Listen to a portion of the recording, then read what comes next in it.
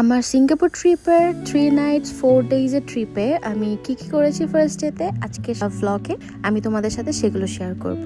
Hello everyone, কেমন আছো সবাই? আমার ভিডিওগুলো তোমাদের কাছে কেমন লাগে আমাকে জানাবে। আমি আসলে এগুলো কোনোটাই ভ্লগ করব বলে রেকর্ড করিনি, জাস্ট রেকর্ড করেছিলাম, আর তাই হয়তো ক্লিপগুলো তোমাদের কাছে একটু ইমপারফেক্ট লাগতে পারে। সো এখানে আমরা ইমিগ্রেশন ক্রস করে এখানে লাউঞ্জে বসেছিলাম। যদিও I am not a coffee person, but কোনো জার্নিতে বা ট্রাভেলের টাইমে আমি কফিটাই প্রেফার করি, কারণ চাটা আসলে বাসায় চুলায় বানায় খেতেই আমার ভালো লাগে। আর যেই সব জায়গায় আসলে যাওয়া হয় ওখানকার টি ব্যাগের চাও আমার ভালো লাগে না, কারণ অনেক লিকার কম মনে হয়। সো আমার একটা ইজি ট্রিক আছে, আমি বাংলাদেশ থেকে কিছু টি ব্যাগ ক্যারি করি আমার সাথে। চুলায় বানানো চায়ের মতো খেতে না হলেও খারাপ লাগে না, অ্যাটলিস্ট যেখানে যাচ্ছি ওখানকার টি ব্যাগের চায়ের থেকে ফার বেটার লাগে। সো আমরা প্লেনে উঠে পড়ি, আর এটা হচ্ছে টেক অফের টাইমে অনেক সুন্দর লাগছিল ঢাকা শহরটা। রাতের বেলার ফ্লাইটের এক্সপিরিয়েন্স আসলেই অনেক মজার।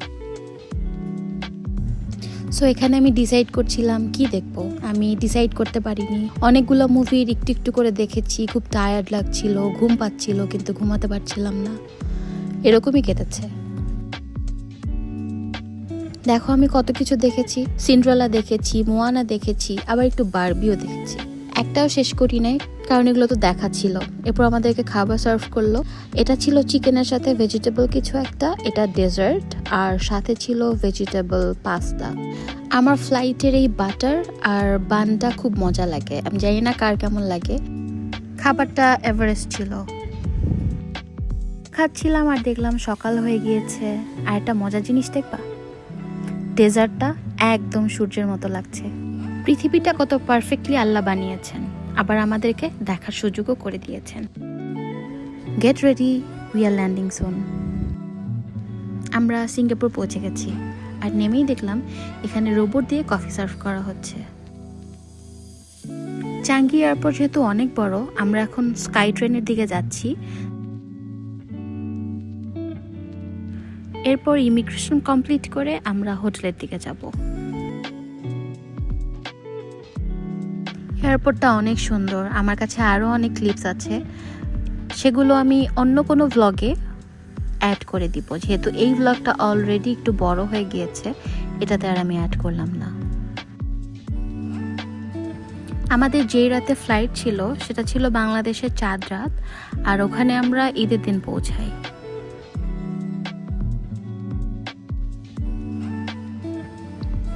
এখানে সেলফ ইমিগ্রেশন। সো আমি ইমিগ্রেশন কমপ্লিট করে আমার লাগেজ নিয়ে এখন গ্র্যাব কল করব। গ্র্যাব কল করে আমরা হোটেলে যাই, ওখানে চেক ইন করি ব্যাগ রেখে। যেহেতু আমাদের চেকিং ছিল 2টায়, সো হাতে অনেকটা টাইম ছিল, আমরা ব্যাগ রেখে একটু ঘুরতে বের হই। এটা হচ্ছে লিটল ইন্ডিয়া, এখানে আমরা কিছুক্ষণ ঘোরাঘুরি করছিলাম। এখানে এত গরম ছিল ওই টাইমটাতে, এত গরম ছিল। পরে আমরা ডিসাইড করি আমরা বাসে একটু শহরটা ঘুরে দেখব। ওখানকার বাসগুলো অনেক সুন্দর। এত টায়ার্ড ছিলাম, এরপর হোটেলে ব্যাক করে আমরা ঘুমিয়ে যাই।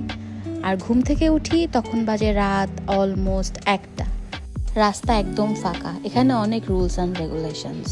সো আমরা যাচ্ছিলাম 7-Eleven-এ কুইক কিছু খাবার পিক করতে।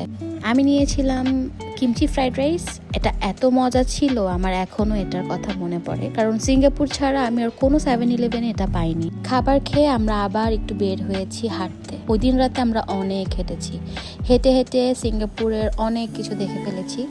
সিঙ্গাপুরে যে কয়দিন থেকেছি অনেক হাঁটা হয়েছে।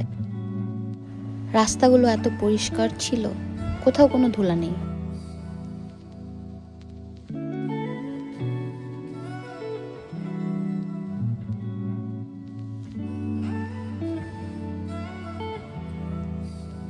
এটা ওদের মেবি একটা আন্ডার কনস্ট্রাকশন হোটেল ছিল, খুবই সুন্দর। আমরা যে জায়গাটা এখন গিয়েছি ওখান থেকে মেরিনা বে, মার্লেন, সিঙ্গাপুর আই সব দেখা যাচ্ছিল। এক জায়গায় দাঁড়িয়ে সবকিছু দেখছিলাম। শহরটাই এত ছোট। এটা একটা মাছ।